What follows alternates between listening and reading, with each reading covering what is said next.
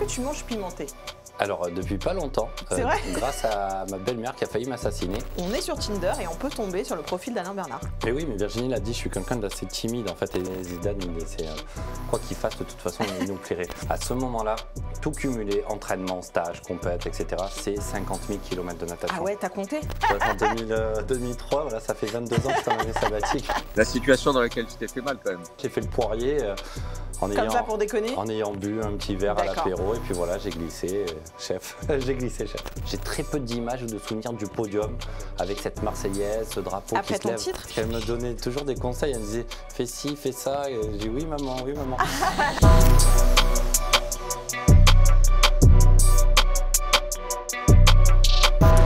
Salut à tous, c'est le grand retour de Dans la sauce, votre émission sur le YouTube d'RMC Sport, votre rendez-vous où on cuisine des sportifs, parfois à la sauce pimentée, et oui, toujours dans la bonne humeur, et avec plein de surprises évidemment, et aujourd'hui on reçoit Alain Bernard pour l'épisode 3. Salut Alain. Salut Flora. Tout va bien? Ça va, je sais pas quelle sauce je vais te manger, Je sens que t'as un petit peu peur. Je joue le jeu. Déjà, est-ce que tu as déjà été dans la sauce une fois dans ta vie ou pas? Est-ce qu'il y a un événement qui te revient comme ça? Oula, comme ça au premier abord, non, mais je pense que c'est arrivé à tout le monde. Mais oui, j'ai déjà été dans la sauce, ouais. Est-ce que tu manges pimenté?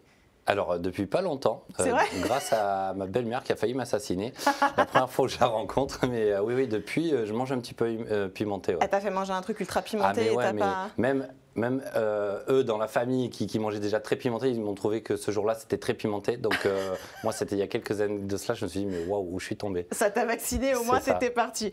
Bon, je suis pas la seule à te cuisiner ce soir, Alain. Il y a un homme qui est caché dans le building, beaucoup moins grand que toi, et c'est peut-être pour ça qu'il s'est caché. D'ailleurs, c'est Lemuel qui sera chargé de te poser des petites questions, d'aller titiller un petit peu. Salut Lému. Salut les amis, vous allez bien? Bah, ça va très bien, et Je toi? vois qu'on a déjà quelque chose en commun avec Alain, on a nos belles-mères qui veulent nous tuer. Ah, d'accord. Est-ce qu'on est que deux, tu crois, ou pas? Je suis pas sûre. Non, c'est pas vrai. En plus, c'était pas intentionnel. Bon, dans la sauce, on reçoit toujours des invités prestigieux, on les choisit avec goût. D'ailleurs, un petit coucou à Mathias Dandois qui avait fait la grande première de cette émission et qui a décroché son 10e titre de champion du monde et qu'on salue parce que ça avait été un super moment avec lui que tu connais en plus, je sais, Ouais. Alain. C'est un gars en or. Ouais, il Vraiment. est top, donc vraiment on l'embrasse, c'était un plaisir d'avoir partagé cette émission avec lui. La dernière fois, il y avait une championne olympique de handball qui était assise à ta place, c'était Alison Pinault, et aujourd'hui on a la chance d'avoir un champion olympique de natation, et pas n'importe lequel, de la course reine, le 100 mètres, c'était au JO de Pékin en 2008. Il y avait eu l'argent et le bronze aussi pendant cette Olympiade, et puis l'or à nouveau à Londres en 2012 sur le relais 4x100. Est-ce que déjà quand on énumère ton palmarès comme ça te plaît? Est-ce que tu en es fier? Il s'affiche là ton palmarès. Qu'est-ce que tu ressens quand tu regardes ça? Bah, forcément de la fierté. Après, c'est clair que ça, c'est la partie émergée de l'iceberg. Et derrière, il y a énormément de travail, beaucoup de doutes, beaucoup de moments où on trébuche, où on n'arrive pas à atteindre nos objectifs. Et je pense que cette notion de résilience et de persévérance, c'est quelque chose qui est l'un de mes traits de caractère, parce que je suis quelqu'un de très têtu. Je pense que c'est pas ma femme qui va dire l'inverse, ou mes amis autour de moi. Donc ce côté finalement assez têtu, je l'ai mis, je pense, à profit dans le sport de haut niveau. Mais c'est vrai que ça fait quelques années que j'ai arrêté ma carrière, et j'ai la chance que voilà, ce palmarès me suit, et j'ai presque eu l'impression qu'il a pris de la valeur l'année dernière avec les Jeux Olympiques et Paralympiques à Paris, chez nous. Parce que les gens se sont rendus compte que d'être champion olympique ou même médaillé olympique, c'est pas si évident que ça, quoi. Et tu en as parlé justement de ces Jeux de Paris. C'est ce palmarès aussi qui t'a permis d'être l'un des derniers relayeurs pour allumer cette vasque olympique lors de la cérémonie d'ouverture. C'était fou, quelle image de dingue. Ça prouve aussi toute la place que tu as aujourd'hui dans le sport français. Enfin, moi, la première, tes JO à Pékin, ça m'a fait rêver. J'en avais des étoiles plein les yeux. Donc ça t'a aussi permis de mesurer ta cote de popularité qui est toujours aussi grande en fait. Oui, c'est vrai que j'ai la chance d'avoir cette image qui me suit. Je pense que je suis entouré de personnes relativement saines autour de moi et qui aiment mon équilibre. Et donc voilà, aujourd'hui, je suis plus focus dans ma construction de vie perso, familiale, que j'ai mis entre parenthèses pendant de nombreuses années pendant ma pratique, tout en véhiculant bien sûr les messages et les valeurs du sport. Et notamment grâce à mes partenaires, et dont un partenaire grâce à qui je suis là aujourd'hui, c'est EDF. EDF, ça a été mon premier partenaire qui a cru en moi avant même les Jeux Olympiques de 2008. Et je suis ravi et honoré de continuer l'aventure avec eux, parce que l'aventure va continuer en 2025 pour moi dans ce fameux team EDF. C'était un team de 34 athlètes qui est monté en puissance jusqu'aux Jeux Olympiques et Paralympiques pour faire évoluer le regard sur le handicap, pour changer finalement la société à travers des pratiques sportives et puis lutter contre les noyades, ça c'est vraiment mon créneau dans ma reconversion, on y reparlera je pense. Ouais, on sent que c'est vraiment ce qui te tient à cœur aussi aujourd'hui. Ton partenaire EDF, tu en parles, c'est lui aussi qui t'a permis de découvrir la vasque olympique un peu avant tout le monde à Paris 2024. Cette vasque, elle nous a fait rêver tellement elle était belle. Il y a les visiteurs qui ont défilé d'ailleurs après pour aller la voir. Raconte-nous un peu de tes JO 2024, comment tu les as vécus. Tu as été commentateur aussi, je crois. Oui, alors j'ai eu la chance de... Moi je disais, en plus j'ai eu la chance d'être payé pour vivre ces JO parce que j'ai travaillé sur un média en tant que consultant sur Eurosport pour ne pas le citer, et c'est aussi cette chaîne-là qui m'a fait confiance en mon arrêt de carrière pour me proposer un micro, à tendre aux nageurs en sortie de bassin sur des championnats de France dans un premier temps, et puis l'aventure a continué sur des championnats d'Europe, championnats du monde. Depuis on est un peu moins présent sur des compétitions internationales, mais là comme le groupe appartient à Discovery, c'est vrai qu'on a eu la chance d'être au cœur du dispositif et dans cette piscine de la Défense Arena. C'était fou. Pour relier les performances de nos athlètes tricolores, c'était extraordinaire. Donc pour moi, les Jeux, c'était très intense avec cette première semaine, bien sûr, de natation, et la deuxième semaine, pas mal de temps aussi alloué à EDF qui ont animé des espaces au Club France, à la Villette, et notamment un petit bassin pour sensibiliser l'apprentissage de la natation, et évidemment après sur les Jeux paralympiques. Donc voilà, grâce à EDF, j'ai pu aussi continuer ces émotions finalement en interne, et c'est énormément de chance, quoi. De vivre des JO aussi un petit peu autrement pour toi, parce qu'on va rappeler qu'à 41 ans, tu es à la retraite depuis plus de 10 ans maintenant. Oui, c'est fou parce que tu as arrêté relativement jeune quand même, à 29 ans. T'en avais marre, on sait à quel point la natation est un sport exigeant. Moi, je ne sais pas comment tu fais pour sentir le chlore pendant 15 ans comme ça. Enfin, qu'est-ce qui fait que tu as arrêté aussi jeune, entre guillemets, même s'il y avait des dizaines d'années, enfin une grosse dizaine d'années derrière de pratique? Moi, je pense que les gens ne mesurent pas forcément la quantité de travail accompli ou le nombre de kilomètres. Et je prends souvent cet exemple de dire que de mes 15 ans à mes 30 ans, à peu près, quand j'arrête, à ce moment-là, tout cumulé, entraînement, stage, compète, etc., c'est 50 000 km de natation. Ah ouais, t'as compté? Ben, à peu près, on sait combien on fait par jour, on sait combien on fait par an, et on multiplie ça tout simplement. Donc 50 000 km, quand on sait que le Tour de la Terre en fait 40 000, et je ne suis pas un épiphénomène là-dedans, c'est tout. C'est le cas de toutes les nageuses et tous les nageurs de haut niveau, partout dans le monde. C'est 2 entraînements par jour, 6 jours sur 7, presque 45 semaines par an ou plus. Donc quand tu accumules tout ça, en effet, tu sais qu'il y a une vie après. C'est important de savoir arrêter, de savoir passer à l'étape d'après. Et justement, dans cette reconversion aussi, des partenaires m'ont accompagné et j'ai pu y aller finalement progressivement dans cette reconversion. J'ai jamais eu de blues, de l'arrêt du sportif, de petites morts comme on a pu évoquer. Et comme j'étais sur un événement il y a quelques semaines, nous étions nombreux à être effarés par le sentiment qui pèse sur nos athlètes tricolores qui se sont vus finalement mettre en lumière dans cette construction de ces Jeux Olympiques et Paralympiques de Paris 2024, qui se sentent certains seuls, désarmés, démunis, sans ambition, sans projet. Une fois les Jeux terminés, une fois la lumière des Jeux terminés. Et je trouve que il y a un vrai sujet à faire là-dessus. Donc je pense que l'accompagnement là aujourd'hui en France, il n'est pas suffisamment important pour accompagner justement nos athlètes une fois les grosses compétitions terminées. On en parlait justement avec Mathias Dandois qui lui disait que la Fédération de cyclisme ne l'accompagnait pas suffisamment dans sa carrière. Est-ce que tu as la sensation aujourd'hui que justement passer l'euphorie des Jeux Olympiques, il y a tout qui retombe un petit peu et tout ce qu'on a fait autour du sport et n'est plus suffisamment mis en avant? C'est un vrai sujet, mais on le voit même dans la sphère politique. Combien de fois le mot sport a été énuméré depuis la fin des Jeux paralympiques? C'est quand même fou. On a vécu quelque chose d'unique dans notre vie, et même politiquement, il faut savoir que le budget de l'État est à la baisse, c'est-à-dire que le budget du ministère des Sports est de 0,12% du budget de l'État. Et il y a de nombreux députés, sénateurs, des représentants, des élus qui essaient de faire en sorte de défendre ces fameux 1% pour le sport. T'imagines si on passe de 0,12 à 1%, ce serait quand même un gap énorme. Et finalement, je pense qu'on est toutes et tous plus ou moins responsables de cette ambiance, j'ai pas envie de dire morose, mais de cet état d'esprit dans lequel sont nos athlètes. Ce sont les entraîneurs, ce sont les structures, ce sont les fédérations, ce sont les partenaires. Je pense que tout le monde doit se poser la question pour savoir comment apporter de l'eau au moulin finalement à ces jeunes qui ont l'impression de se retrouver désemparés après les Jeux.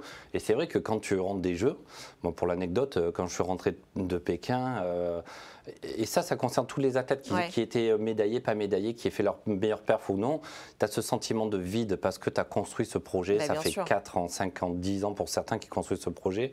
Du jour au lendemain, tout s'arrête, tu poses ton sac chez toi et là en fait tu sens le vide et tu n'as pas envie de rester seul. Moi je me souviens, j'avais mis mes médailles dans un sac à dos et j'avais fait le Tour de France avec tous mes meilleurs potes avec qui j'avais pu nager quelques années avant et c'était ma façon à moi d'extérioriser, de partager ça. Donc voilà, qu'est-ce qu'on peut se poser comme question pour accompagner ces jeunes? Comment les accompagner après ces émotions qu'ils nous ont données, c'est quand même dingue. Ouais, c'est ça qui est fou, c'est qu'on les a glorifiés et qu'en faire aussi après. C'est drôle parce que tu parlais de cette retraite justement que tu n'as pas vécue de cette façon, une petite mort comme on parle. Est-ce que malgré tout, pendant ta carrière, tu vois, je pense à Michael Phelps qui a eu aucun problème à parler du burn-out presque qu'il a fait de la natation.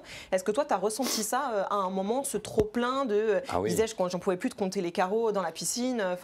Mais je pense que plein de fois, et ça arrive à beaucoup de monde, et l'intelligence qu'a eu mon entraîneur, qui s'appelle Denis Auguin, qui est très peu moins connu, je pense, que Philippe Lucas, et j'aime souvent le décrire comme quelqu'un de plus exigeant et moins connu que Philippe Lucas. Encore plus exigeant? Parce qu'il avait l'air déjà bien, Philippe Lucas. Non, mais Denis, il a été quand même assez dur, mais loyal et enfin extrêmement respectueux, il n'y a aucun sujet là-dessus.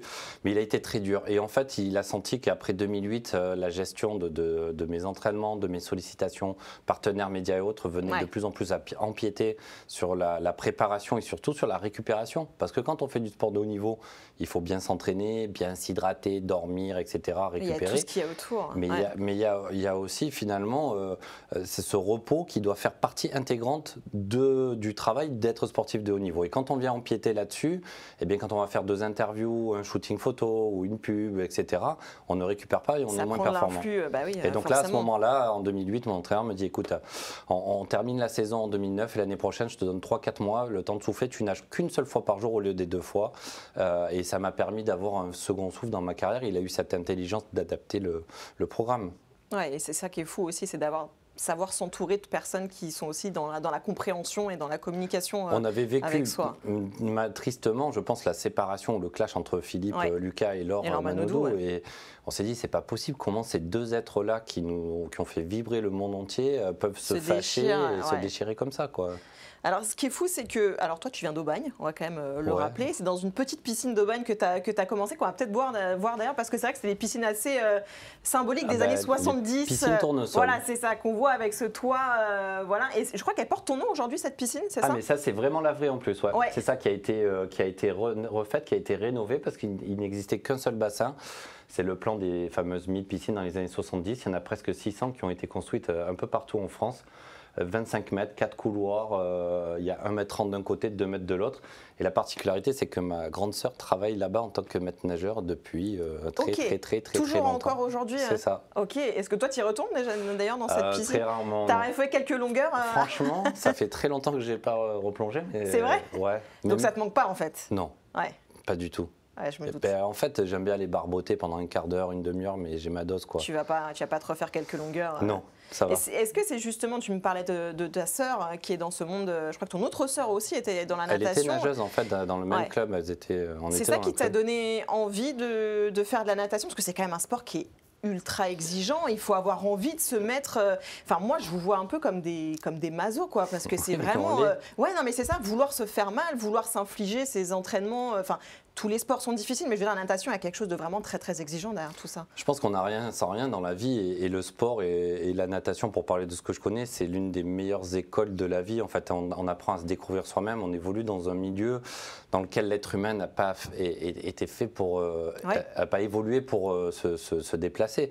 Donc on développe ce fameux discours interne, on se parle à soi parce qu'on ne peut pas parler aux autres, on ne voit pas beaucoup de paysages, mais en même temps quand tu as cette fierté de faire ton meilleur chrono, ou une qualification, une médaille, voire quelques années plus tard une médaille olympique, je pense que ça vaut tout l'or du monde, et ce sont des choses qui ne s'achètent pas. Et ce sont ces valeurs, je pense, d'engagement, de rigueur que j'ai envie de défendre aujourd'hui, et de dire aux jeunes, bah, écoutez, aujourd'hui, on n'a rien sans rien, la vie, elle n'est pas facile, demain, elle le sera encore moins. Donc, est-ce qu'à travers le sport, vous n'arriveriez pas à vous découvrir vous-même, je pense que c'est quelque chose d'extraordinaire. Donc oui, c'est très ingrat, mais c'est passionnant parce qu'on fait des heures de bus, de train, on part en compétition, on part en stage, voilà, c'est rigolo, c'est une bande de potes. A posteriori, voilà, c'est des souvenirs. Je pense que même si sur le moment on souffre, après quand on y repense, c'est aussi du bonheur. Comment tes parents justement t'ont accompagné aussi dans tout ça? Est-ce qu'ils ont toujours été très ouverts avec le fait que tu voulais faire de la natation? Comment ils l'ont vécu? Oui et non, parce que en fait, je pense que le meilleur conseil que je n'ai jamais reçu de mes parents, c'est qu'ils n'en m'aient donné aucun. C'est-à-dire qu'ils n'ont jamais interféré entre l'éducateur qui m'apprend à nager ou même Denis qui me fait faire du sport de haut niveau quelques années plus tard. Ils n'ont jamais essayé d'interférer là-dedans et ils m'ont fait totalement confiance. Donc c'est sûr qu'il y a un âge charnière quand je passe mon bac avec 2 ans de retard à l'époque et je leur dis écoutez, j'aimerais bien prendre une année sabbatique pour essayer de me qualifier au jeu. Ils ont fait un peu la grimace, mais tu es toujours en année sabbatique en fait là. Exactement, ça fait en 2003, voilà, ça fait 22 ans que je suis en année sabbatique. Je sais pas, c'est jamais trop tard. Je pourrais reprendre des études. Pour te relancer là-dedans, pourquoi? Je crois même que tu as eu quand même aussi une petite phase, à peu près comme tous les petits garçons à cet âge-là, de je veux être footballeur. Mais oui, alors là c'était un peu plus tôt, c'était vers 10-11 ans parce que moi quand j'ai 10 ans, l'Olympique de Marseille, j'habite à 20 minutes à côté de Marseille, devient champion d'Europe, donc gagne la Coupe d'Europe de foot. Donc comme tous les gamins, j'ai envie de jouer au foot. Sauf que ma mère, là pour le coup, mes parents m'ont trouvé l'excuse en disant mais tu peux pas, t'es déjà inscrit en natation, on va pas t'inscrire en cours d'année, et puis tu finis l'année, et je me suis fait avoir comme ça, et l'année d'après, c'est reparti, et finalement, ils m'ont jamais acheté cette paire de crampons, ils m'ont inscrit au club de foot à côté, quoi. Peut-être qu'ils savaient qu'en fait, il y a, je sais pas si tu le sais d'ailleurs, qu'il y a déjà un Alain Bernard dans le foot qui a fait du foot. Je sais pas si tu le savais. Quelle génération? Alors, dans les années 70, à Rennes, on a une petite photo d'ailleurs, tu vois, c'est vraiment l'exemple, tu vois, il est tout à droite. Voilà, il y avait déjà Alain Bernard qui faisait du foot, donc ils se sont dit, c'est peut-être pour ça qu'ils voulaient pas tes parents. T'es toujours supporter de l'OM aujourd'hui ou pas? Je supporte pas vraiment de club précis. J'aime bien regarder le foot à partir, on va dire, des phases finales de Ligue de Champions, mais sinon je suis pas du tout un aficionados du foot. Et tu me parlais de l'OM des années 90. Il y a un champion d'Europe avec l'OM en 93 qui avait un petit message à te laisser aujourd'hui. Regarde. Salut Alain. Écoute, je voulais te saluer en tant qu'Aubagné. J'ai suivi ta carrière avec attention, mais tu es même passé au cercle des nageurs de Marseille. J'y suis passé aussi, mais avec moins de réussite que toi. J'ai fait de rééducation là-bas. La piscine, elle est longue. Oh là là là là. Bon, écoute, je voulais juste te saluer. Je sais que tu as été marqué par les années 90 de l'OM en tant que petit sudiste et nous on a été marqués par ta carrière, ton extraordinaire carrière. Voilà, donc bravo pour tout ce que tu as fait et au plaisir de se croiser. Ciao, ciao. Éric Dimeco, c'est la classe. Qui avait plus de cheveux à l'époque. Moi aussi, on est sur le même chemin, c'est bon. C'est la sagesse. Et encore, tu m'as pas vu, Alain. Ah, c'est vrai?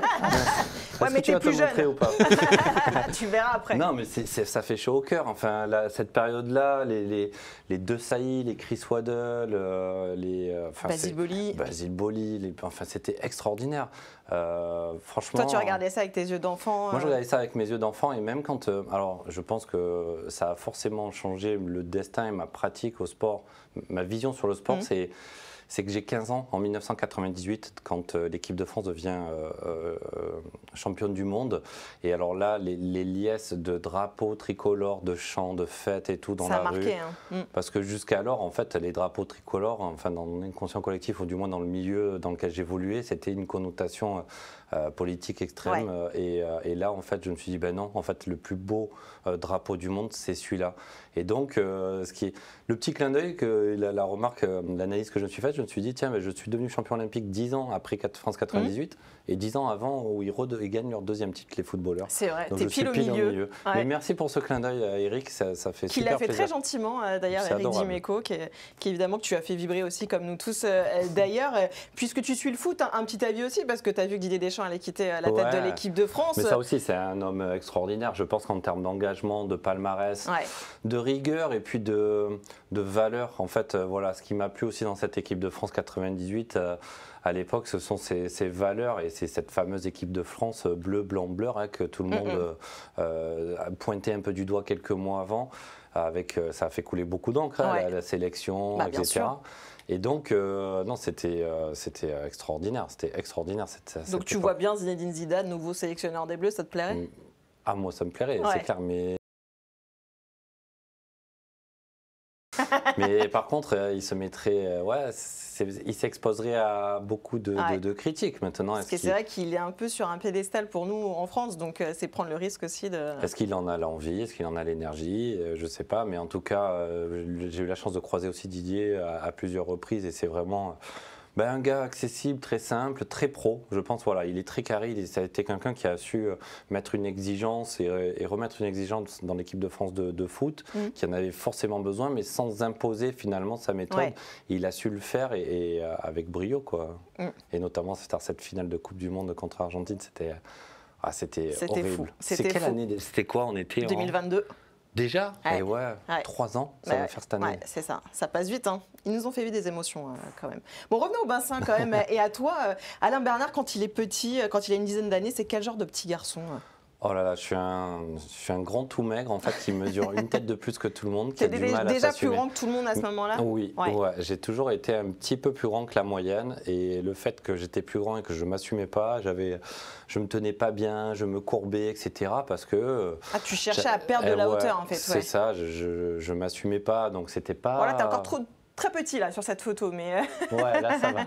Là ça va, mais non, franchement, j'avais pas forcément confiance en moi. Et à l'école, jusqu'en 6e, ça se passe très bien. Je suis toujours le 2e de ma classe, du CP c'est toujours le même copain et garçon qui est devant moi. Et par contre, dès la 6e, les résultats vont un peu dégringoler. Je suis dans un quartier un petit peu sensible d'Aubagne, et donc j'essaie de me faire aussi discret. Ouais. Et la natation. Tous les soirs, c'est mon échappatoire, c'est mon défouloir. Ce sont des garçons et des filles avec qui je m'entends extrêmement bien et heureusement que j'ai ça, quoi. Mais ce qui est fou quand même, c'est que tu parles de ton rapport difficile aussi avec ton corps et tu vas choisir quand même un sport, la natation. Et c'est ce que je dis souvent, où on est à moitié nu. On montre son corps, mais moi c'était ma hantise d'aller à la natation quand j'étais plus jeune. C'était vraiment le moment où on devait montrer son corps à tout le monde dans une période où on change beaucoup. Et si j'avais dû le faire à l'école, en fait, j'étais peut-être moins à l'aise. Et ceux qui... Finalement, je me sentais presque supérieur à mes camarades de classe quand on allait faire le cours de natation obligatoire parce que j'étais l'un des plus à l'aise dans l'eau, parce que j'avais pas de mérite, j'y passais déjà 6 heures par semaine. Et finalement, de me retrouver des copains qui sont plus grands, plus petits, plus forts, plus minces, eh ben, on a l'impression d'être tous pareils. On est là pour faire du sport, on n'est pas là pour se comparer. Et oui, voilà. C'est sûr. Mais est-ce que justement, du coup, la natation t'a aidé aussi à assumer ton corps, à prendre confiance aussi peut-être, à t'aimer davantage? C'est plutôt à travers la fixation des objectifs, le travail associé, le fait de travailler, d'en être récompensé. Tu te dis, ok, là, ça vaut le coup de bosser parce que c'est des choses palpables, en fait. Pour moi, c'était un petit peu plus palpable que les résultats en mathématiques ou en français ou en histoire, ou sur un sujet sur lequel j'étais à l'aise, je ne bossais pas, j'avais une note moyenne, et la fois d'après, je me dis, bon, je vais bosser davantage, j'avais une moins bonne note et je ne comprenais rien, quoi. Je vais plus bosser, du coup, c'est ça, je fais tout de travers. C'est sûr que c'est un petit peu paradoxal. Autre paradoxe, d'ailleurs, ce qui est fou, ce que j'ai appris en lisant ton livre qui est juste derrière toi, Mon destin olympique, c'est que tu souffres d'un asthme à l'effort depuis que tu es tout petit. Alors, depuis l'âge de 15 ans, en effet, quand je... C'est quand même fou, alors que tu fais un sport qui demande des efforts et une capacité respiratoire aussi très importante. Exactement, c'est quelque chose qui m'a été décelé entre 15 et 16 ans, une espèce de bronchite qui met du temps à passer. Et puis là, on m'envoie un docteur vers un autre. Et un jour, un médecin me dit, écoute, je vais t'emmener voir un spécialiste, un pneumologue, et ce pneumologue me dit, on va faire un test pour savoir si tu fais pas de l'asthme. Moi, je dis, mais comment ça? Et en effet, les symptômes que je pouvais ressentir dans cette petite piscine tournesol à l'époque, ça me brûlait quand je respirais, et finalement, ça a duré un petit peu le soir. Le lendemain, j'avais plus rien, et des fois, j'avais ça pendant une semaine d'affilée. Après, pendant 2 semaines, j'avais rien. Et donc, on m'a décelé un asthme d'effort. C'est-à-dire que c'est pas génétique, c'est pas physiologique. C'est vraiment, quand tu fais un effort. C'est quand je fais un effort, et en fait, c'est surtout quand il y a une surexposition au chlore. Et il faut savoir que dans ces cumules tout. Mais oui, là, il n'y avait rien qui était aligné, là. Et il faut savoir qu'à ce moment-là, les piscines étaient très mal ventilées, en fait. Ce qu'il faut savoir, c'est qu'il faut rajouter du chlore dans l'eau pour éliminer toutes les petites impuretés, les saletés, etc. Mais il faut aussi filtrer la halle d'un bassin, d'une piscine publique. Et quand ça, c'est pas bien fait, toute la dégradation des chlores se situe à 10 cm au-dessus de l'eau. Et c'est là où nous, on va respirer le plus souvent. Donc c'était mal barré. Et finalement, avec un traitement d'appoint, et puis plus tard, quand je me suis entraîné dans des piscines extérieures, ça a été beaucoup plus facile de respirer, quoi. Mais c'était pas gagné. Mais c'est ça qui est fou quand même, et c'est vers l'âge de 15 ans du coup que ça devient vraiment sérieux pour toi la natation. Eh ben oui, parce que c'est de là où je décide de rejoindre le Cercle des nageurs de Marseille, d'aller m'entraîner 2 fois par jour. Donc je m'inscris vraiment dans un process de sportif de haut niveau, et pas pour être champion olympique, j'en sais rien pourquoi faire, mais pour progresser, pour aller plus vite. Et là, c'est le couperet qui tombe quelques semaines après, quoi. Ouais, et c'est là que ça devient. Donc c'est pas rigolo. Ouais, c'est dur. On peut se dire à ce moment-là. D'ailleurs, aujourd'hui, j'ai même des labos pharmaceutiques qui font des conférences et qui me font appel à moi pour témoigner finalement en disant mais comment est-ce que tu as fait, comment est-ce que tu as appris les choses, etc. Et je pense que c'est comme tout dans la vie, quand on a une pathologie, soit on va lutter, on va perdre de l'énergie, soit on va l'accepter en fait. Et moi, il y a eu cette phase déjà d'acceptation qui a été importante et de me dire, bah, ok, je suis différent de celui qui est à ma gauche ou ma droite sur le plot de départ, pas uniquement par la taille, pas uniquement par le poids, j'ai aussi ce truc, bah, peut-être que lui, j'ai d'autres forces par rapport à lui, et donc essayer de grandir et d'appréhender ça. Et finalement, ça m'a aidé à maîtriser ou contrôler mon asthme un petit peu en connaissant de plus en plus mon corps, quoi. Et alors c'est quand tu arrives dans ce cercle des nageurs de Marseille que tu vas rencontrer ton entraîneur, Denis Hauguin, qui est avec nous, Denis Hauguin, qui est là avec nous. Salut Denis, est-ce que tu nous entends? Oui, salut. Mais non, il est en direct là? Mais oui, il est en direct, bien sûr qu'il est en direct. Ah, salaud, il est à Tenerife. Désolé, je suis un petit peu... On voit qu'il est un petit peu bronzé quand même, Denis. Hein. Oui, je suis un petit peu à la bourre, mais je vais y arriver. Bon, c'est gentil de prendre un petit peu de temps parce qu'on a envie d'en savoir un petit peu plus sur votre relation aussi. Dis pas tout. Denis, dites-nous tout déjà quand vous voyez Alain débarquer comme ça au Cercle des nageurs de Marseille. Qu'est-ce que vous en pensez? Est-ce que vous dites tout de suite, lui, il va cartonner, il y a un vrai truc à exploiter, il y a du talent? Qu'est-ce que vous dites? Non, pas du tout. Non, très honnêtement, non. Je vois quelqu'un de grand, bien sûr, mais pas du tout d'émouvant et qui n'a pas un niveau de performance qui peut supposer qu'il pourra devenir champion olympique quelques années plus tard. C'est fou ça, t'avais pas le talent qui a sauté aux yeux comme ça. Non, pas du tout. Mais par contre, ce que j'aime dire à Denis, c'est qu'on a adhéré sur des valeurs aussi. Et voilà, c'est quelqu'un qui est, comme j'ai dit à l'introduction, qui est très exigeant. Il est très exigeant envers lui-même, donc il est tout à fait légitime de nous demander d'être exigeant. Et je pense que c'est ça qui va m'apprendre, au-delà de ses connaissances, je pense, techniques, c'est ce feeling que l'on va développer l'un envers l'autre, quoi. Il y a eu des hauts et des bas dans cette relation, comme toutes les relations entre entraîneurs-entraînés. Entre tout être humain. Ouais, oui, aussi, c'est vrai. Est-ce qu'il y a des moments plus compliqués, La question Denis? est pour qui? Allez-y, Denis, c'est pour vous, allez. Oui, non, mais il n'y a pas de débat, non, mais après, il y a parfois parce qu'on a passé beaucoup de temps ensemble, en fait. Hein. Je sais plus, mais 14 ans peut-être, ou quelque chose comme ça. Donc, il y a des jours où c'est un peu moins drôle que d'autres. Et puis, sinon, non, oui, après, il y a aussi parfois un peu d'incompréhension, plus que des hauts et des bas. Et on a réussi à surmonter ça, parfois avec de l'aide extérieure aussi. Mais voilà, donc c'était globalement une expérience incroyable, en fait. On sent qu'il y a beaucoup d'amour aussi, de respect entre vous, qu'il y a une vraie relation. Vous êtes toujours proches d'ailleurs aujourd'hui? Ouais, on est resté proches, même si on se voit beaucoup moins. C'est vrai qu'on s'appelle, on se confie. Et puis Denis, il est quand même toujours au cœur du réacteur. Quand même, il est directeur adjoint des équipes de France de natation. C'est pour ça qu'il est à Tenerife d'ailleurs. C'est pour ça qu'il est en stage avec nos Ça a l'air dur d'ailleurs. Hein. En stage à Tenerife, là, ça a l'air compliqué. Bah ouais, mais c'est important d'aller chercher le soleil dans mais des sports. 24 degrés, je veux pas casser l'ambiance, mais... Ah ouais, ça a de la chance. Non, mais je pense que c'est important parce il est très apprécié au-delà, même auprès des nouvelles générations, des nageurs comme Maxime Grousset, par exemple, qui apprécie énormément Denis. Donc voilà, ça va, l'ambiance se passe bien? Ouais, ça va, c'est cool. Bon, Denis, il faut nous lâcher un petit dossier sur Alain aujourd'hui. Hein. Alors, il faut en lâcher au moins un. Un dossier? Ouais. Que personne ne sait, c'est pas facile. Faut que je reste dans la natation. Hein.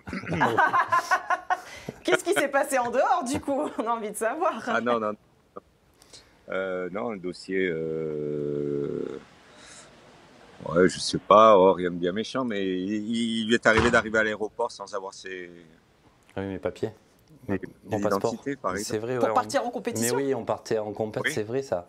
Waouh. Oui, c'est vrai. C'est vrai, c'était où ça? J'avais fait un Elle aller-retour était sur la bande d'arrêt d'urgence entre l'aéroport et chez moi pour aller chercher les papiers. Wow. Oh là là. Bah non, Alain, pas avant une compète en fait, c'est Mais pas pourtant, sérieux. je suis plus. Et le pire, c'est que je suis plus organisé que lui, quoi. C'est vrai. Bah là, on dirait pas comme ça saute pas aux yeux Ouais, quand même. comme quoi, il faut être prudent. Bon, pour Franchement, c'est finir. le dernier auquel j'aurais pensé qu'il oublie ses papiers. Bah mais ouais, il a l'air tellement sérieux et tellement bien Non, organisé. ce qui était rigolo, c'est ma luxation à la rentrée de la saison olympique. Voilà, quand je viens le voir et que je me luxe l'épaule 2 jours avant, j'ai dit je ne vais pas pouvoir nager. Et là, il me dit bah, tu te démerdes, ça ne me regarde pas. Et alors là, je me suis trouvé désemparé parce que pendant 3-4 semaines en rentrée de saison olympique, je ne peux pas lever le coude plus haut que ça. Et donc là, Et il t'a dit tu plonges quand même. Ah non, non, il m'a dit tu te soignes et j'en ai rien à foutre, tu te démerdes, c'est ton problème.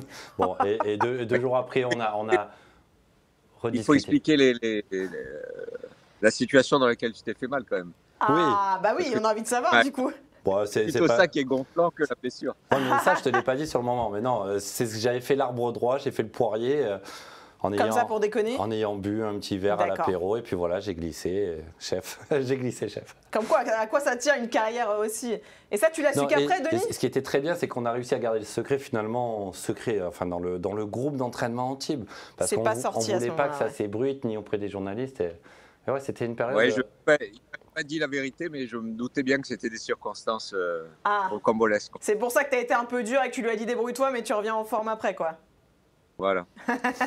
Bon, super. Est-ce que, Denis, ça a été une sorte de deuxième père aussi pour toi au cours de ta carrière et de ta vie, puisqu'il t'accompagne encore aujourd'hui, mine de rien? Comme on le dit souvent, on a du mal à caractériser notre relation, ni grand frère, ni deuxième père, mais quelqu'un de très proche. Et je pense qu'on a été tellement ensemble l'un envers l'autre dans ces moments de joie, de doute, etc., que moi, j'entrevois pas la suite de ma vie en coupant les ponts avec Denis, quoi qu'il advienne.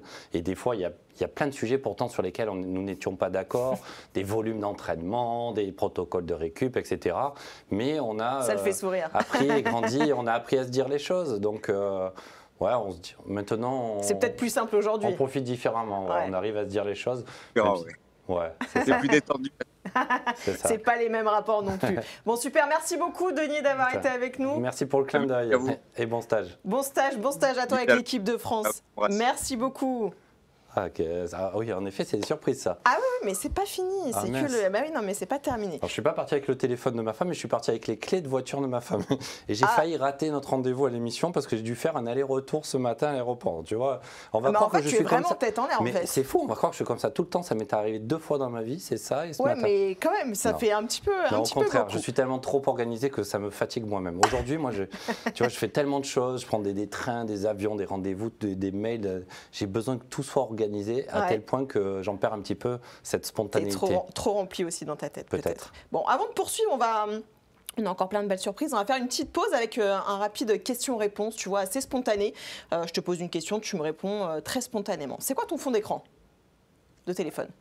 C'est ma fille avec un beau coucher de soleil pendant nos vacances. Oh waouh, très romantique tout ça. La musique que tu écoutes en boucle en ce moment? Ça s'appelle The Devil, en fait, c'est un spectacle de Jacques Gamblin sur la danse que je suis allé voir, et en fait il y a une musique où ça accompagne danse là-dessus, c'est complètement fou et j'aime bien, c'est un peu psychédélique. Ok, d'accord. Un peu en transe là-dessus, ok. J'ai besoin de te donner le titre exact parce que Non, c'est non, peut-être non, c'est pas grave. The Devil and Me, en fait, c'est ça, j'ai oublié le titre. La plus grande star que tu as dans ton répertoire? Oula, Marie-Josée Pérec. Oh waouh, classe. Ah yes. Classe. Ça, je pense qu'on n'a pas fait une seule émission ici sans avoir parlé de Marie-Josée Pérec. Ah oui, c'est mais dire. Ce qui serait un petit peu notre Impossible. rêve ultime de l'avoir sur ce fauteuil un jour, tu vois. Le dernier film que tu as vu? Le comte de Monte Monte Cristo. Cristo, Très bien. magnifique.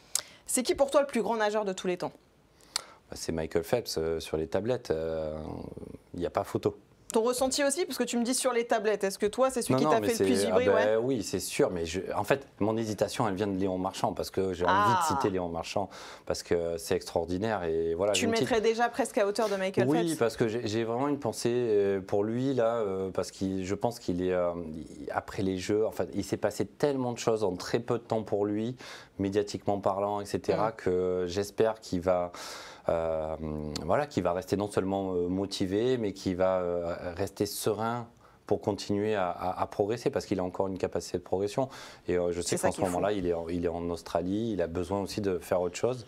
Ce dont peut-être on a eu du mal à faire il y a une quinzaine d'années avec Denis, voilà, d'essayer de se préserver pour durer un petit peu. Je ne me compare en rien avec Léon, mais moi je suis arrivé sur le tard, j'avais 25 ans, j'ai raté mes jeux à 20 ans. Lui il est beaucoup plus jeune, et, donc voilà. C'est pour ça que c'est une réponse très difficile de trancher. Le plus gros cadeau que tu as fait à quelqu'un? Le plus gros ou beau?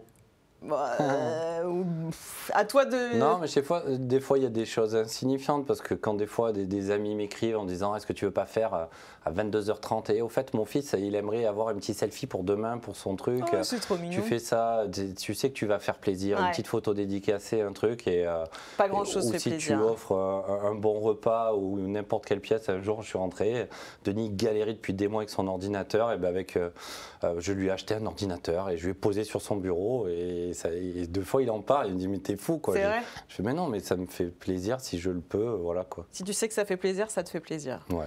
Ta prochaine destination voyage? Disney. C'est une sacrée aventure. Hein.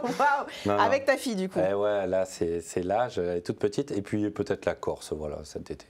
Avec le soleil. Quelle taille de chaussures tu fais? Je suis pas des grands pieds, je fais du 46. C'est vrai? 6, 7, ouais, ça dépend. Alors que tu fais 1m96? 16, ouais, ça va. Ah ouais? Moi j'aurais dit plus que ça, tu vois. Non, mais ça suffit. Déjà que je suis en galère, je voudrais pas faire 1 centimètre de plus et pas une pointure de plus, parce que c'est trop galère après. Bon, combien de kilos t'as pris depuis l'arrêt de ta carrière? Ouais, j'en ai pris très rapidement 6 à 8, et depuis je stagne à plus 8, plus 9 en fait. C'est-à-dire que mon poids de forme était à 89 kg pour 1m96. Okay. Donc c'est relativement longiligne, on peut dire, contrairement à des photos que l'on peut voir. Donc non, là, je sais pas, je vais rester en dessous des 100 hors taxe. C'est l'objectif, il ne faut pas dépasser 100. Ouais. Et qu'est-ce qu'on peut te souhaiter pour cette nouvelle année? D'avoir du temps pour refaire du sport un peu plus régulièrement, et la santé avant tout, parce que si on a la santé pour faire du sport, on arrive à prendre soin de soi et on arrive à prendre soin des autres. Parfait. Tu as parfaitement répondu à cette question rapide. J'aurais des meilleures notes qu'à l'école. Très rapide, tu vois. On va revenir à ta carrière et notamment à ton arrivée aussi après en équipe de France. T'en parles beaucoup d'ailleurs dans ton livre, des tensions aussi qui ont pu exister au sein du groupe France dans les différentes années où tu as été, et des relations parfois compliquées avec d'autres membres de l'équipe de France. Tu parles notamment de Camille Lacour et surtout d'Yannick Agnel. C'était quoi? Il y avait beaucoup de jalousie, de questions d'ego aussi. Comment tu arriverais à expliquer tout ça? Je peux pas dire que je regrette d'avoir mis des noms là-dessus, mais en fait, il fallait vraiment que j'extériorise des choses, et j'ai depuis lors eu des échanges et des explications, entre autres avec Camille. Aujourd'hui, il n'y a aucun souci. Tu le dis d'ailleurs dans le livre, hein. Tu le dis, ouais. Mais ce que j'avais envie de dénoncer, c'est quand il y a des règles, en fait, que l'on ne respecte pas ces règles. C'est-à-dire qu'un jeune qui arrive dans sa première équipe de France, et on va voir un gars qui est médaillé olympique, et on lui dit tu vas laisser ta place pour ce petit jeune qui arrive parce que lui il a telle chance de médaille, tel chrono. Tu parles de Yannick Agnel là. Ce sont des choses qui ne se font pas, mais que ce soit Pierre, Paul ou Jacques ou Yannick, on s'en fout en fait. C'est des choses qui ne se font pas. Et en fait, toi, tu n'as pas envie de perdre du temps et de l'énergie parce que tu es dans ta compétition. Tu ne vas pas liguer un groupe en disant, en montant au créneau. Et quand moi, Hugues, il vient me voir, il me dit mais tu as vu Alain, on m'a demandé de dire ça et tout. Enfin, j'étais abasourdi, et en fait c'est plus ça que j'ai envie de dénoncer. Maintenant, j'ai sûrement aussi parfois pu avoir des comportements peut-être déplacés ou autres, mais jamais publiquement en fait. Et c'est ça qui est. Tu as senti qu'il y avait des différences de traitement aussi entre les nageurs en fonction des nageurs? Ben oui. Et pour moi, je pense que c'est comme dans une société, à partir du moment où il y a des règles et elles ne sont pas respectées partout, s'il y en a un auprès de qui tu lâches certaines choses alors que tu as dit à tout le monde non et non, ça va créer ce sentiment d'inégalité ça va développer cette animosité. Donc encore une fois, ça c'est possible de respecter quand il y a quelqu'un à la tête qui est capable d'assumer des choix forts, etc. Et on a vu, ça a été un petit peu la Bérésina à Rio en fait, avec un garçon qui est associé dans un relais où Yannick est censé nager, puis il ne nage pas, puis il nage, et finalement en fait, toute l'encre que ça a fait couler autour de ça, on s'est dit waouh, tout ça pour ça quoi. Donc ça m'a fait mal au cœur pour certaines personnes intègres qui pâtissaient finalement de ces écarts. Et c'est ça que j'ai voulu transposer en filigrane dans mon autobiographie. Mais c'est vachement intéressant parce que tu parles aussi de ces rivalités qui peuvent exister entre les différents pôles, entre les différents centres de natation aussi. Toi, tu as évolué d'abord au Cercle des nageurs de Marseille avant de partir à Antibes. Exactement, on est concurrents, on est adversaires toute l'année. C'est-à-dire, je dis souvent, des fois quand je fais des prises de parole en conférence ou autre, qu'on est adversaires, on est concurrents. Et en fait, le temps d'un aller-retour dans un bassin, on devient coéquipier en disant vous 4, vous 5, vous 6, vous allez être dans le même relais et vous allez mettre le bonnet de l'équipe de France sur la tête et ça va bien se passer. Ouais, c'est pas si évident que ça. Et pourtant, on partage des moments et on a vécu des émotions ensemble, que ce soit Fabien Gillot, Fred Bousquet, Amaury Levaux, sur des Olympiades, sur des records du monde en petit bain qu'on a pu faire, qui sont gravés en nous à jamais. Donc finalement, on est liés à jamais entre nous à travers ces performances-là. Et puis, comme dans une équipe de foot ou comme dans une boîte, dans une entreprise, pas tout le monde ne peut partir en vacances ensemble. Ça n'empêche pas d'être performant ensemble, voilà. Et d'ailleurs, tu l'expliques dans ton livre, il n'y avait aucun nageur de l'équipe de France qui était invité à ton mariage il y a 4 ans. Mais si, mais ils sont moins connus. Enfin il y avait un copain qui s'appelle Boris. Exactement, mais je veux dire, est-ce que ça veut dire que tu n'as gardé aucun ami vraiment dans le monde de la natation En fait, on n'est pas aussi proche quand on est en équipe de France que quand on s'entraîne avec quelqu'un dans un club. Ouais. Parce que quand on s'entraîne dans un club avec un collègue, c'est lui que l'on voit, on voit sa gueule et il voit notre gueule tous les matins, tous les soirs. Et c'est comme ça qu'on construit des choses solides ensemble. Et c'est vrai que quand tu es face à un clan où il y a 8, 10, 12 nageurs, où c'est ce clan de ce club-là contre le reste de l'équipe de France, en fait, tu es à la fois étranger et coéquipier de ce groupe-là, quoi. Il y en a quand même un avec qui tu as gardé de bonnes relations et qui t'a laissé un petit message aujourd'hui, regarde. C'est Fred. Non. Ouais, salut Alain. C'était pour savoir si tu te rappelais de cette petite balade en vélo en 2008 dans le village olympique pendant la cérémonie d'ouverture. Voilà, c'était un des seuls moments où le village était calme et moi j'ai souvenir qu'on avait bien profité, que c'était vraiment sympa et ça permettait de bien lancer les jeux. Allez, à plus. Et il a vraiment insisté sur cette anecdote parce qu'il se demandait si tu t'en rappelais, en fait, parce que vous n'en aviez jamais vraiment reparlé. Qu'est-ce qui s'est passé ce jour-là, justement ? En fait, s'il m'en avait pas reparlé, ça ne me serait pas venu à l'esprit, parce que ce qui est très bizarre pendant les Jeux, tu vis tellement de choses émotionnellement intenses dans un laps de temps très court que tu occultes des choses. Et notamment, ce qui me fait un petit peu mal au cœur, mais moi c'est plus à titre personnel, c'est que j'ai oublié parfois la sensation que je pouvais ressentir sur le podium. J'ai très peu d'images ou de souvenirs du podium avec cette Marseillaise, ce drapeau qui se lève. Après ton titre ? Ah ouais ? Mais ouais, parce que j'ai été occulté par cette émotion. Et en effet, cette anecdote dans le vélo, c'est quand Hugues m'en reparle. En effet, ça me fait tilt. Pendant la cérémonie d'ouverture, nous étions restés au village, les nageurs qui nageaient le lendemain et les jours d'après.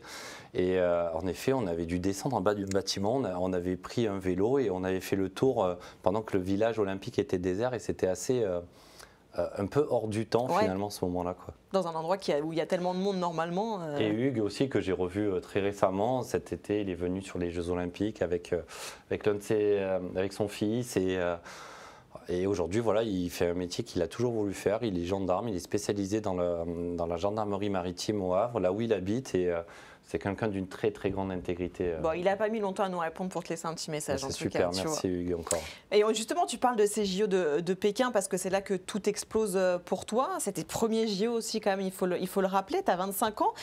Comment tu te sens avant cette finale du 100 mètres ? On va rappeler que la veille, il y a cette finale du relais 4x100 où vous échouez 2 jours avant, où vous échouez d'un rien pour ce titre olympique. Vous terminez finalement 2e. Tu arrives toi à te remettre dans le bon état d'esprit. Comment tu abordes cette finale ? Parce que moi j'ai revu les images en préparant cette émission parce que les frissons à chaque fois, mais avant que tu démarres, tu as un smile de fou en fait, et je me dis mais il est serein.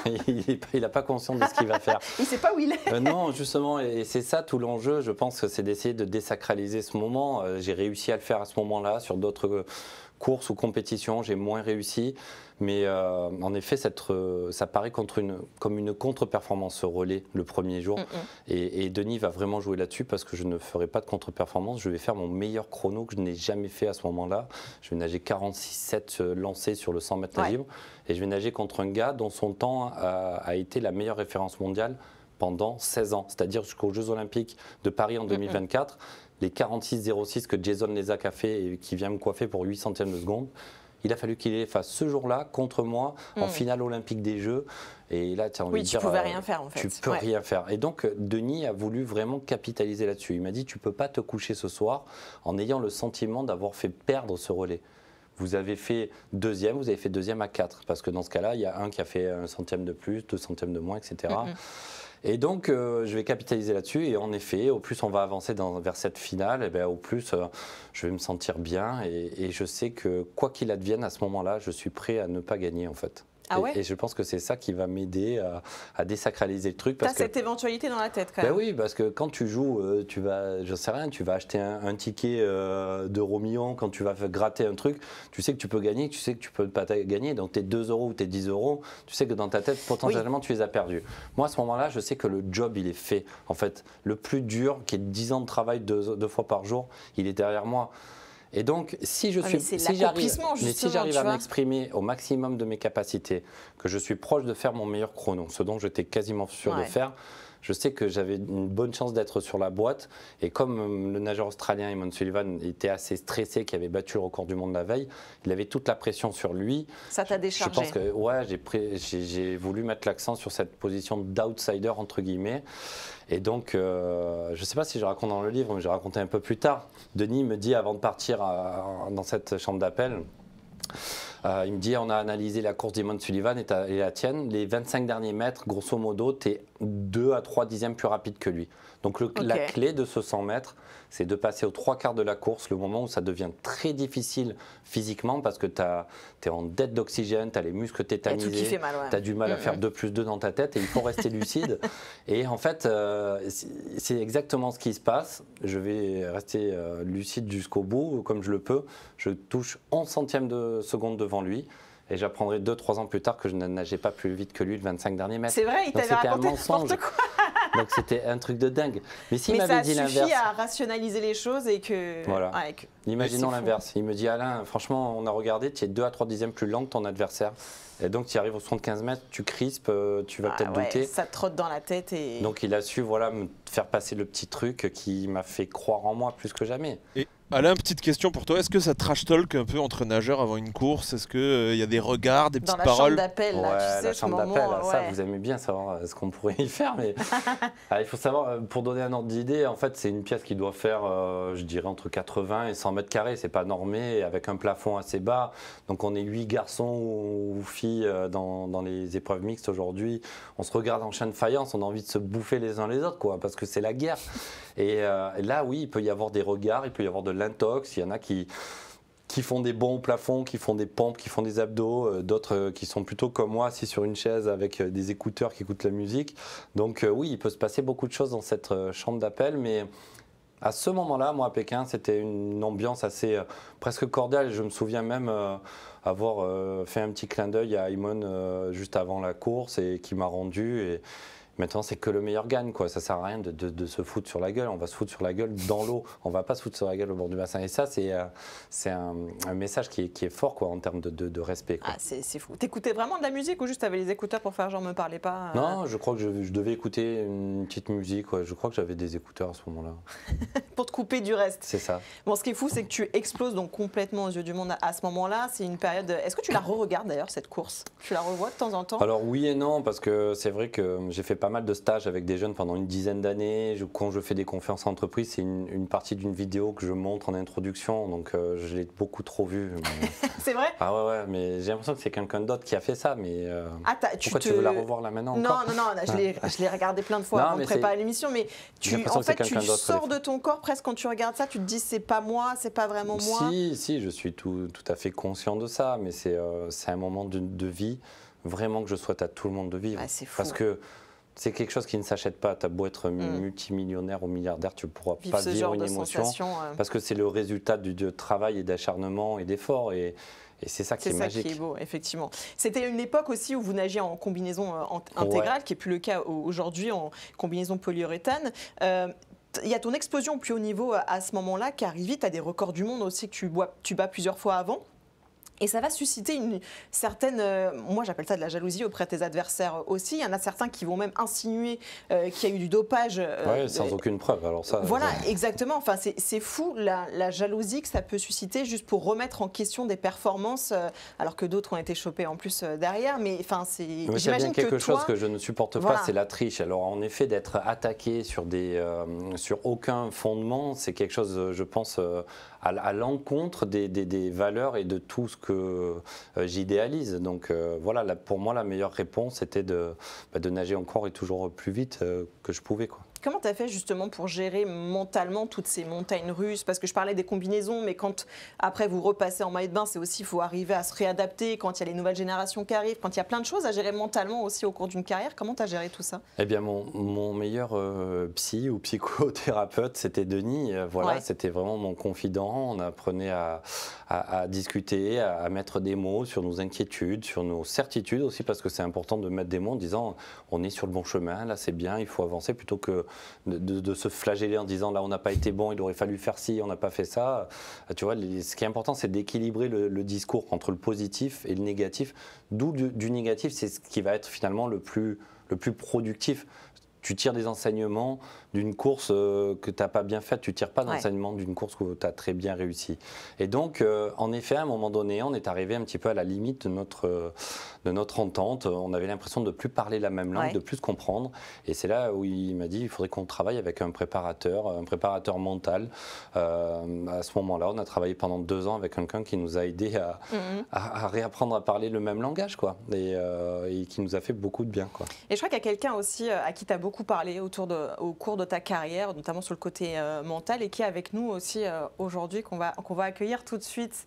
Bonjour, merci d'être avec nous. Ah, j'en étais sûre. Et bonjour.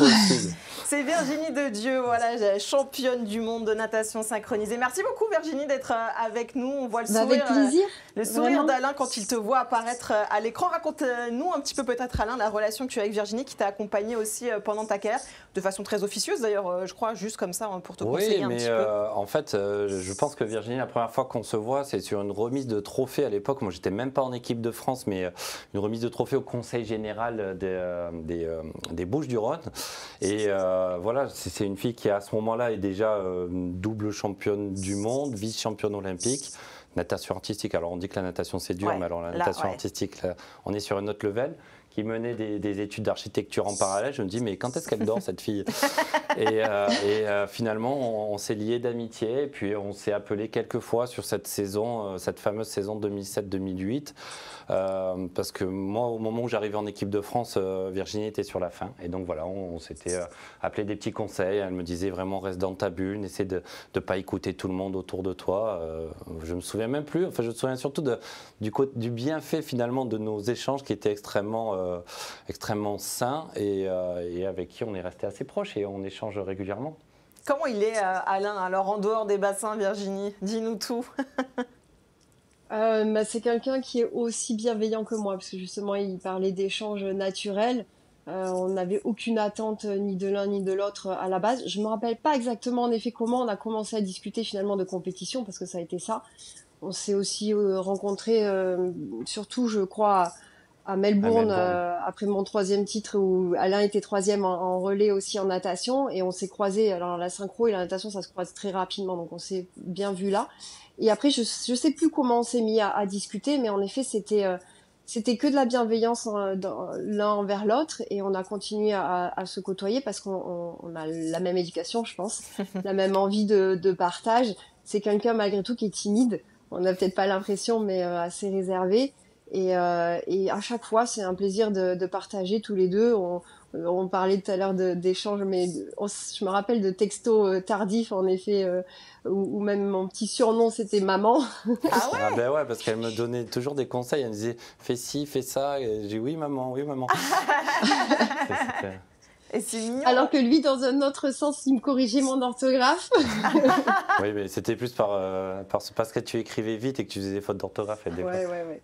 Non, mais voilà, c'est la relation qu'on peut avoir tous les deux, et notamment aussi de confiance, puisqu'il m'a rappelé dans mon métier, puisqu'il m'a fait intervenir lors de son premier achat Parce que tu es architecte d'intérieur aujourd'hui. Architecte d'intérieur, et c'est vrai qu'elle m'a beaucoup aidé et accompagné pour une rénovation d'une maison de famille que l'on a dans la famille depuis très longtemps. Et au décès de mon papa, elle était aussi présente moralement, mais surtout techniquement, ça nous aidait aussi à construire ce projet qui était un projet de cœur de mon papa à l'époque. Donc voilà, ouais.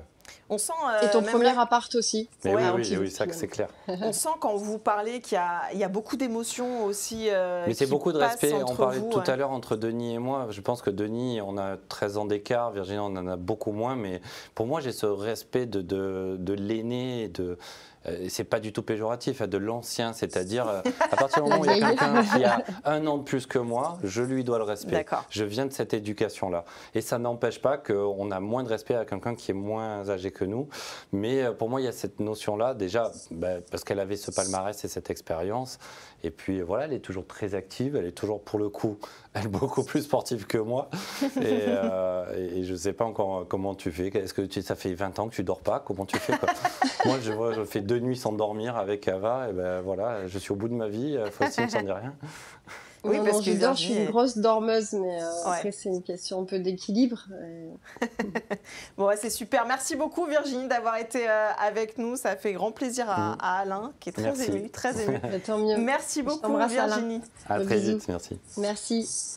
On n'a aucun problème non plus à avoir Virginie Dedieu qui nous a répondu oui tout de suite. Super. Dès qu'on lui a parlé de toi. Donc c'est pour dire aussi, comme il y a des gens fidèles aussi autour de toi. C'est ça qui fait chaud au cœur. C'est vrai qu'on parlait tout à l'heure de pourquoi est-ce qu'il n'y avait pas de nageur d'équipe de France à mon mariage. C'est juste une question d'affinité. C'est qu'on est peut-être moins intime avec certains. Ça n'enlève rien au respect que je peux avoir envers mes anciens coéquipiers de l'équipe de France de natation. J'ai énormément de respect pour eux.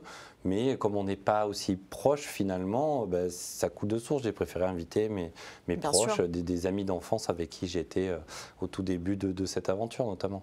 On parlait des moments un peu difficiles que tu as pu connaître aussi dans ta carrière, même dans ta vie ensuite, parce que l'un des moments les plus difficiles avec lequel tu ouvres d'ailleurs ton livre, c'est cette émission de télé-réalité Dropped que tu fais en 2015, qui se passe en Argentine. C'est sur ce tournage, malheureusement, que vont décéder une dizaine de personnes dans un choc d'hélicoptère, dont Camille Muffat, Florence Artaud et Alexis Vastine. Toi, tu es dans cette expérience, dans ce jeu à ce moment-là. Tu es même dans l'hélicoptère qui doit décoller ensuite. Raconte-nous ce qui se passe pour toi ce jour-là, comment tu vis les choses et à quel point ça te marque encore aujourd'hui. Ouais, mais je pense que je l'ai raconté à la fois bien trop et pas assez, parce qu'on n'est jamais préparé à subir des chocs émotionnels comme ça. On part ensemble, où on apprend à faire connaissance, une bande de potes, sur un tournage dans lequel on voulait se montrer sous un jour différent. Et pour moi, j'aime pas cette connotation de télé-réalité. Pour moi, c'était plus une aventure filmée qu'une télé-réalité. L'idée, c'était aussi de découvrir des paysages extraordinaires qu'on n'aurait jamais pu découvrir finalement, partir dans des contrées déjà que l'on ne connaissait pas. On a découvert la veille qu'on partait à Ushuaia sur la première émission. Ça, c'était une aventure extraordinaire. Deuxième étape se passait en Argentine. Après, on serait allé en Afrique. Et en fait, il y a eu cet accident-là qui a été juste dramatique, parce qu'on s'est dit, bon, allez, à tout à l'heure, bonne chance. Un peu comme si on partait sur une finale ou une course ou un tournoi, et on souhaitait bonne chance même si on n'était pas dans les mêmes équipes. Et puis là, c'est le drame, il y a tout qui s'effondre en fait. Ce que j'ai pris conscience, enfin au début, j'ai presque culpabilisé en me disant pourquoi eux, pourquoi pas moi, et pourquoi comme ça, etc. Et en fait, je pense que c'est des choses qui nous dépassent. Donc voilà, ça m'a beaucoup aidé à me tourner aussi vers ce côté spirituel et le rapport à la vie, en disant que la vie peut s'arrêter demain matin, ce soir, de n'importe quelle manière, en traversant la route, en étant au mauvais endroit, au mauvais moment. Et donc, à partir de ce moment-là, j'ai aussi peut-être eu une vie un petit peu pas à outrance. Je ne suis pas tombé dans des phases d'excès très grandes, mais j'ai quand même il y a ton coach eu besoin de faire la fête, parle, etc. Voilà, rapidement à la fin du livre, que tu faisais plus d'excès que tu n'en faisais jusque-là. C'est ça. Finalement, c'est un peu une crise d'ado extrapolée par cet événement-là que j'ai fait à mes 30 ans. Et Denis, qui a été un peu un garde-fou à ce moment-là, en me disant, bon, c'est bien, tu fais la fête et tout, mais franchement, calme-toi. Ça ne m'empêchait pas de travailler à côté, de construire des projets professionnels, mais... Tu avais besoin aussi... En me disant, imagine, voilà, demain, la vie, elle s'arrête là. Ben, j'ai envie de faire ça, j'ai envie de profiter avec lui, de faire la fête avec tel ami, etc. On ne sait jamais. Et donc voilà, c'est une expérience et je me sens... Ouais, je repense à ces moments, ça va faire... Tu penses souvent, justement, ouais. Ça va faire 10 ans, en fait, déjà cette année... qu'il y a eu cet accident. Et pour le coup, je suis passionné d'aéronautique, j'adore voler, j'ai mon brevet de pilote privé d'avion. Et pour moi, on a essayé de mettre en cause, et c'est très compliqué, je ne peux pas aller à l'encontre des familles, etc., qui se retournaient contre la production. Pour moi, un pilote d'aéronef est maître de son aéronef, qui est quelqu'un qui lui dit plus proche, plus près, plus haut, plus bas. À un moment donné, il lui dit tais-toi, c'est moi qui pilote, en fait, donc tu vas pas me dire ce qu'il faut faire. Et donc voilà, ces personnes qui ont perdu la vie aussi, les pilotes dans cet accident, c'est difficile d'accabler quelqu'un et en même temps, c'est difficile d'imaginer la douleur d'un futur papa ou jeune papa ou d'un membre de sa famille ou d'un ami très proche. Il y a toute la reconstruction évidemment qui arrive pour toi derrière. Il y a de la rencontre aussi avec ta future femme, Faustine. Rencontre tellement improbable. Moi, quand j'ai lu ça, je me suis dit mais ce n'est pas possible. Alors on va rétablir la vérité, vous étiez vu déjà une première fois et puis ensuite vous vous retrouvez... on en parle dans le livre, donc c'est pas Voilà, secret. c'est pour ça. Mais vous vous retrouvez ensuite sur une application de rencontre, Tinder pour ne pas la nommer. C'est-à-dire qu'il y a un moment, on est sur Tinder et on peut tomber sur le profil d'Alain Bernard. Et oui, mais Virginie l'a dit, je suis quelqu'un d'assez timide en fait. Et parfois, avant même de perdre mon temps à rencontrer quelqu'un ou autre, déjà en échange de 2 messages, je sais s'il y a quelque chose de viable ou pas viable, ne serait-ce qu'à voir s'il y a des fautes d'orthographe ou pas. Mais je pense que les gens devaient se demander si c'était vraiment toi, non ? Oui, notamment ma femme. Ouais. En fait. Oui, mais voilà, mais parce qu'elle te connaissait déjà, elle savait qui tu étais. Ouais, elle avait une idée de moi, de qui j'étais. Elle me disait souvent, rigolant, qu'elle a été déjà sur Wikipédia pour savoir quels étaient mes résultats, parce qu'elle n'était pas forcément fan de sport, elle ne suivait pas le sport. Et puis, elle pensait que j'étais dans un autre monde de jet set, à faire la fête tout le temps, etc. Donc voilà, pourquoi elle a un message. Notre photo de mariage. Non, votre photo de mariage. On voit mes sœurs derrière, on voit mon filleul, Yanis, qui a 25 ans cette année déjà. C'est une très belle photo de mariage. Vous avez accueilli depuis votre petite fille dont tu as parlé, Ava. Qu'est-ce que ça a changé pour toi justement de devenir père ? Tu nous parlais de ton papa disparu en 2014 tout à l'heure, qui était, tu le dis d'ailleurs dans le livre, une éducation assez sévère, assez dure. Est-ce que toi, tu as eu à cœur justement de faire tout l'inverse, d'être totalement autrement avec ta fille ? Pas tout l'inverse. Alors déjà, je vais rien apprendre à personne, mais dans un couple, il faut être 2 à éduquer, parce que si on est seul, c'est assez conflictuel déjà dans le couple. Non, moi j'ai envie de l'éduquer, bien sûr. J'ai pas manqué de beaucoup de choses en fait avec mon père. J'ai eu tout ce qu'il fallait, mais on n'a pas roulé sur l'or, mais j'ai manqué de rien. Et là, voilà, ma fille a 2 ans, elle a déjà des conditions extraordinaires. Elle a plein de jouets, plein de trucs, mais voilà, c'est super. De Noël en plus. Ouais, non, mais j'ai hâte qu'elle me pose 1 milliard de questions sur plein de choses, parce que je suis vraiment déjà un épicurien, que j'aime les choses parfois simples. Ça peut aller de la nourriture haute, mais j'adore l'astronomie, la physique, la science, et j'adore comprendre les choses.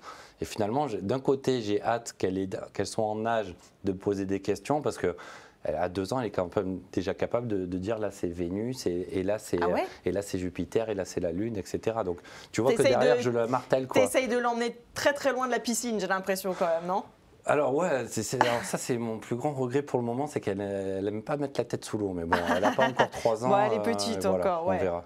On parlait de ta relation justement avec les femmes, tu en parles librement dans le livre, que ça a été parfois un peu compliqué pour toi du fait de ta timidité aussi et du fait de presque ton manque de confiance en toi. Tu l'expliques aussi notamment en évoquant l'aventure que tu as eue avec Laure Manodou, qui était restée secrète jusque-là. Tu le dis d'ailleurs dans le livre que ça t'a permis de prendre aussi confiance en toi quelque part.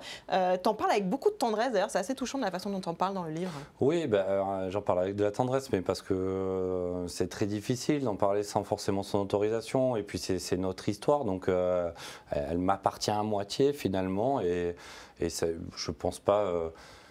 comme notre aventure a pris fin aussi rapidement qu'elle est née, finalement, j'ai plus envie de penser à une amourette, etc. Mais j'ai énormément de respect pour Laure, et puis voilà, je veux pas être... En effet, ça a été une genre de considération. Tu as une fille qui est une championne olympique, on peut dire ce qu'on veut, l'image qu'elle a, etc.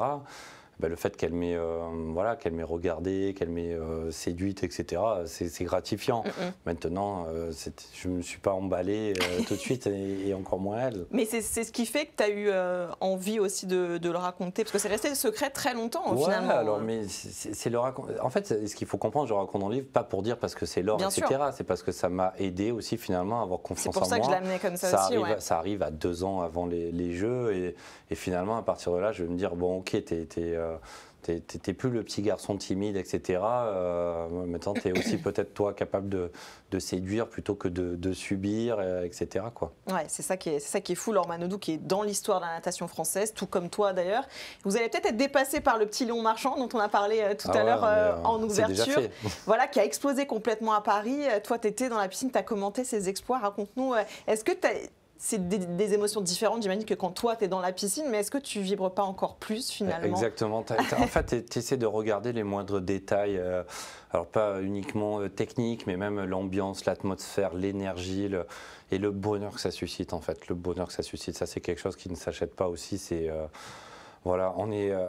je pense qu'on a toutes et tous une part d'égoïsme, on a envie qu'ils reproduisent et qu'ils continuent, parce que dans ces moments de vie que l'on supporte, comme quand je regardais la finale de la Coupe d'Europe à 10 ans de l'Olympique de Marseille ou à 15 ans la Coupe du Monde de foot, en fait on est dans des moments où on ne pense à rien d'autre. On n'a plus de tracas, on n'a plus de soucis, on n'a plus de contrariétés.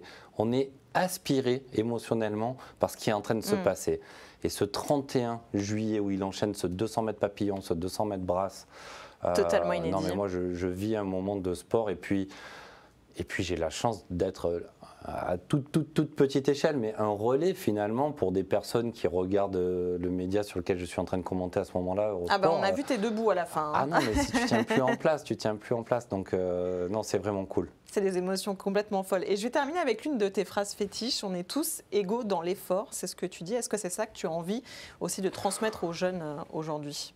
Oui, parce qu'on peut toujours faire mieux demain que ce qu'on fait aujourd'hui. En fait, et peu importe notre âge, notre origine, notre milieu social, en fait, on peut voir le verre à moitié vide, mais en fait, on peut surtout le voir à moitié plein. Et moi, si à 12 ans, on m'avait dit un jour tu seras champion olympique et un jour tu feras des conférences devant 300 ingénieurs du nucléaire chez EDF, en fait, j'aurais ri au nez. Et pourtant, c'est ce qui m'est arrivé. Donc, il y a beaucoup de monde et de personnes qui portent ce discours d'espoir. Mais voilà, pour celles et ceux qui ont eu la chance de le vivre comme moi, franchement, faites-le, engagez-vous. Peu importe votre projet, ça j'ai envie de le dire à tout le monde, peu importe votre projet professionnel, sportif, faites-le à fond. Parce que tant que vous n'avez pas tout donné, vous n'avez rien donné. Donc, et ça, on peut en être récompensé que par le travail et la rigueur. Et si on arrive à prendre du plaisir là-dedans, franchement, c'est le bonus. Parce que si on arrive à nager avec le sourire et être maso comme ça, enchaîner 14 km par jour et qu'on y va avec le sourire, on a quand même fait la moitié du chemin. Super, merci beaucoup Alain d'avoir été dans la sauce. Ça va ? Très bavard, t'as vu ? Non, mais c'est très bien. Ça va, on a été gentils. T'as eu que des belles surprises. Ah, franchement, c'était cool. C'était top. Merci Flora. Merci à toi, c'était un plaisir de t'avoir. On se retrouve très vite pour un nouvel épisode de Dans la sauce, la petite cloche. Vous en avez l'habitude pour être abonné à la chaîne et voir les prochaines émissions. Et puis nous, on se retrouve très vite. Ciao.